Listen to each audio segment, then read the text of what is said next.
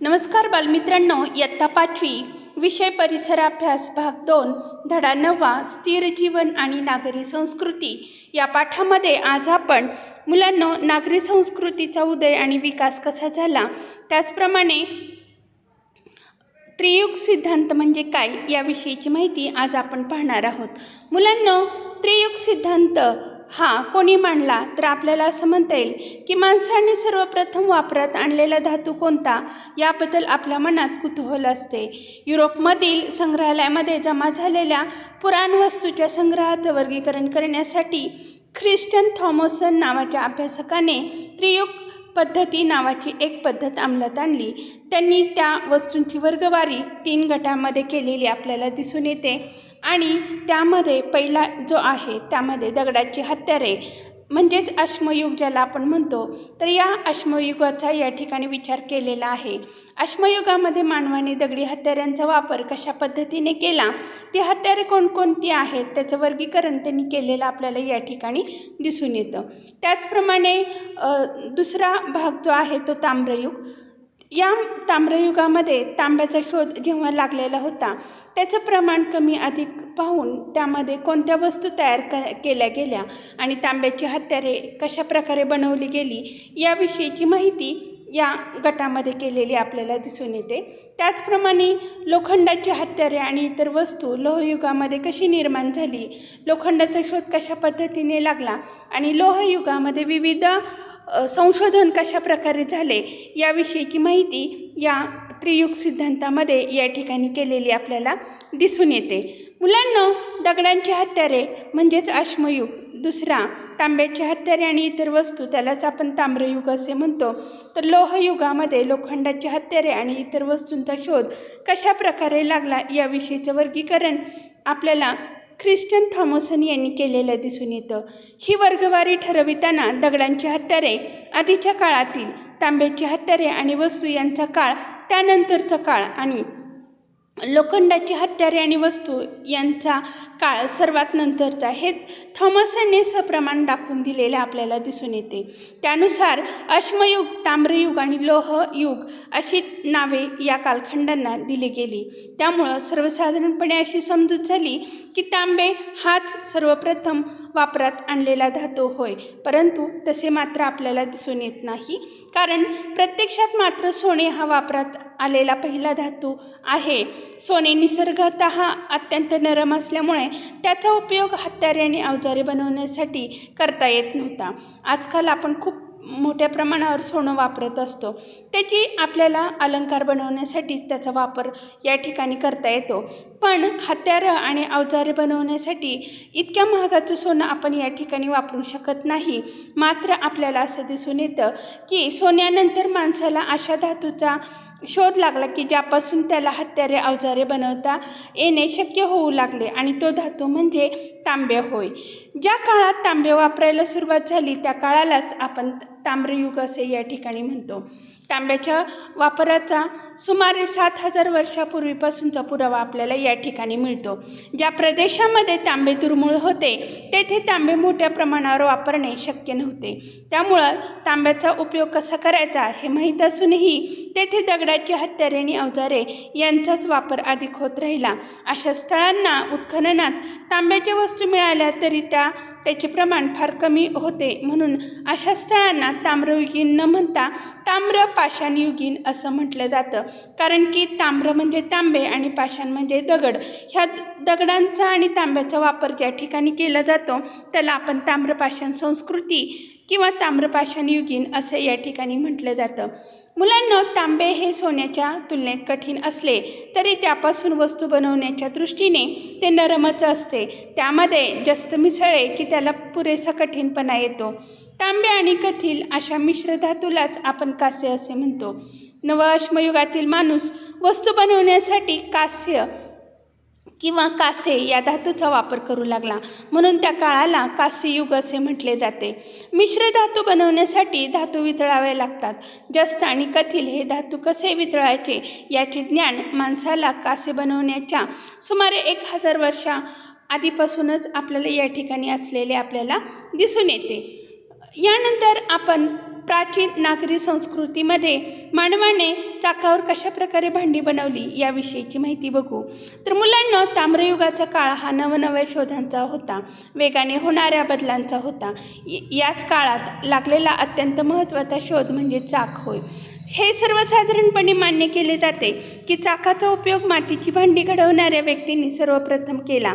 वाहनासाठी चाकांचा उपयोग या ठिकाणी झाला आणि मग आपल्याला असं दिसून येतं की त्याच्या अगोदर आपल्याला चाकावर मातीची भांडी बनवित असताना या ठिकाणी झाला होता असे आपणास या ठिकाणी म्हणता येईल. मुलांना प्राचीन इजिप्तमध्ये मातीपासून भांडी घडवण्यासाठी फिरत्या फळीचा वापर या ठिकाणी केला जात होता असे आपल्याला या ठिकाणी दिसून येते. तसेच भांडी हाताने घडविताना ते फिरवायला सोपे जावे म्हणून केव्हा तरी फिरत्या फळीचा वापर करायला सुरुवात झाली होती. एका हाताने भांड्याला आकार देता येत तर दुसऱ्या हाताने फळी जी होती ती आपल्याला फिरवता येत होती. या पद्धतीत बदल होत होत चाक विकसित झाले असावे असे या ठिकाणी दिसून येते. अगदी अलीकडच्या काळापर्यंत ईशान्य भारतातील आदिवासी स्त्रिया भांड्याला आकार देण्यासाठी सुद्धा फिरत्या फळीचा वापर या ठिकाणी करत असलेले आपल्याला दिसून येतात. मुलांना पूर्वीच्या काळी मातीची भांडी बनवण्यासाठी चाकाला अणकुचीदार गारेचा दगड बसवला जात असे, कारण बसवलेला अणकुचीदार गारेचा दगड त्या चाकावर तोललेला जाऊन जोरात जोरात फिरत त्या अणकुचीदार दगडाला कुंचीची दगड असे या ठिकाणी म्हणतात. म्हणजेच ह्या दगडावर अख्खं चाक जे आहे ते त्या ठिकाणी फिरवलं जातं आणि त्यातून आपल्याला मातीच्या भांड्याला आकार या ठिकाणी देता येत होता असे आपणास या ठिकाणी म्हणता येईल. यानंतर प्राचीन नागरी संस्कृतीचा विकास होत असताना तेव्हा आपल्याला व्यापार आणि वाहतूक कशा प्रकारे होती याविषयीची माहिती या ठिकाणी घ्यावी लागेल. मुलांना त्या काळातील व्यक्तींनी भांडी चाकावर घडवायला लागल्यानंतर त्याचे उत्पादन मोठ्या प्रमाणावर करणे त्यांना शक्य झाले. या काळातच सुबक आकाराची आणि सुंदर नक्षीची रंगीत भांडी घडवली जाऊ लागली. ही भांडी आणि इतर विविध वस्तू बनवणारे कुशल कारागीर कामाच्या सोयीसाठी गावात एके ठिकाणी वस्ती करू लागलेले होते. यामध्ये आपल्याला असं म्हणता येईल की हे जे कुशल कारागीर होते ते अशा पद्धतीने वेगवेगळी मातीची भांडी या ठिकाणी करत असलेले आपल्याला दिसून येतात. आपण असे म्हणू शकतो की गावामध्ये कुशल कारागिरांच्या वस्तींचा आणि वस्तूंच्या उत्पादनाचा केंद्राचा एक खासच विभाग तयार झाला.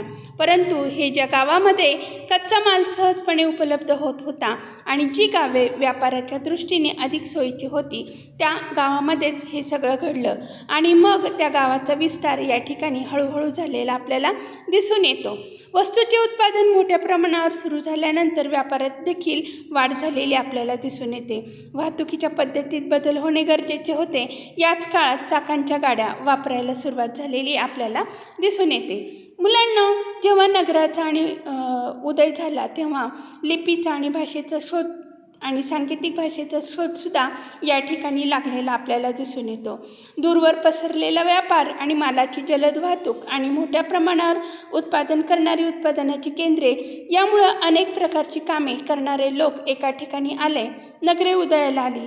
वाढलेले व्यापाराच्या आणि उत्पादनाच्या कायमस्वरूपी नोंदी ठेवणे आवश्यक झाले. सांकेतिक खुणा आणि चिन्हे यांचा वापर नोंदी करण्यासाठी आधीच्या काळातही होताच.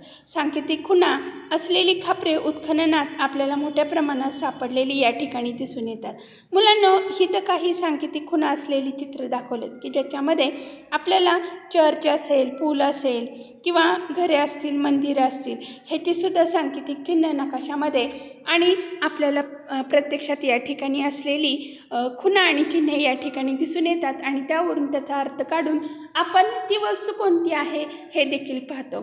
उदाहरणार्थ मुलांना बघा, कधी कधी खत्र्याचं चित्र या ठिकाणी खत्रा आहे असं लिहिलं जातं, पण त्याला 2 फुली मारून मध्ये मानवाचं कवटी जी असते ती त्या ठिकाणी दाखवलेली असते.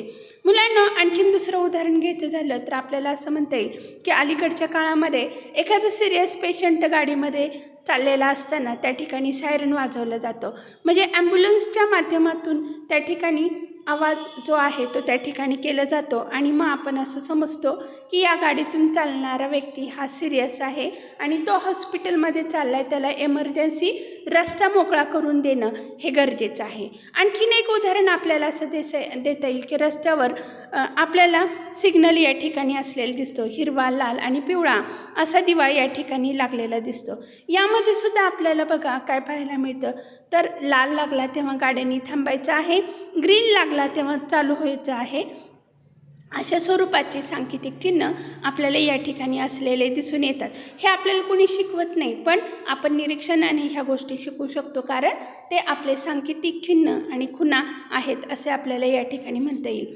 मुलांना व्यापार आणि उत्पादन यांच्यात झालेली वाढ आणि नोंदी ठेवण्याचा वाढता व्याप यासारख्या कारणांमुळं आधीपासूनच वापरत असलेले सांकेतिक खुणा आणि चिन्ह यामध्ये सुधारणा होत गेलेल्या आपल्याला दिसून येतात आणि त्याच्यावर संस्करण करून त्यातून लिपींची निर्मिती झाली असं आपल्याला या ठिकाणी म्हणता येईल.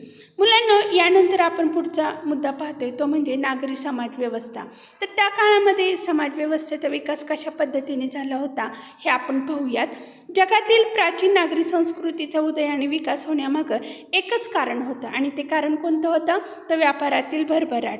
परंतु त्या नागरी संस्कृतीचा पाया नवाश्मयुगातील कृषी संस्कृतीवर हा आधारलेला या ठिकाणी आपल्याला दिसून येतो. कृषी संस्कृतीत रुजलेल्या श्रद्धा नागरी संस्कृतीही अबाधित राहिल्या. व्यापाराच्या भरभराटीतून समृद्ध झालेल्या नगरामध्ये कृषी संस्कृतीत रुजलेल्या मिळालेल्या होत्या. श्रद्धांवर आधारलेले सामूहिक आचार आणि उत्सव यांना देखील या ठिकाणी महत्त्व प्राप्त झालेले होते. अनेक नगरांमध्ये अतिभव्य मंदिरं उभारली गेली होती. त्या नगराच्या शासन व्यवस्थेचे अधिकारही प्रमुखांच्या हातात एकवटलेले होते. मुलांनो, या चित्रामध्ये आपल्याला राम मंदिरांचं चित्र या ठिकाणी दाखवलेलं आहे की जे आत्ता आपण या ठिकाणी निर्माण करण्याचं काम या ठिकाणी सुरू केलेलं आहे आणि याचं सर्वोच्च न्यायालयाने निकाल या ठिकाणी दिलेला आपल्याला दिसून येतो. म्हणजेच अयोध्येमध्ये राम मंदिराचं बांधकाम या ठिकाणी सुरू झालेलं आपल्याला दिसून येतं. बघा या ठिकाणी पण मथुरेतलं प्रेम मंदिर या ठिकाणी दाखवलेलं आहे. तर अशा स्वरूपाची मंदिरं त्या काळामध्ये त्या ठिकाणी मोठ्या मोठ्या पद्धतीने ती बांधलेली आपल्याला या ठिकाणी दिसून येतात. मुलांना मंदिराचे प्रमुख पद आणि राजपद ही दोन्ही पदे एकाच व्यक्तींकडे गेलेली आपल्याला दिसून येतात आणि जगातील प्राचीन नागरी संस्कृतीला खऱ्या अर्थाने या ठिकाणी सुरुवात झाली होती असे आपल्याला या ठिकाणी म्हणता येईल.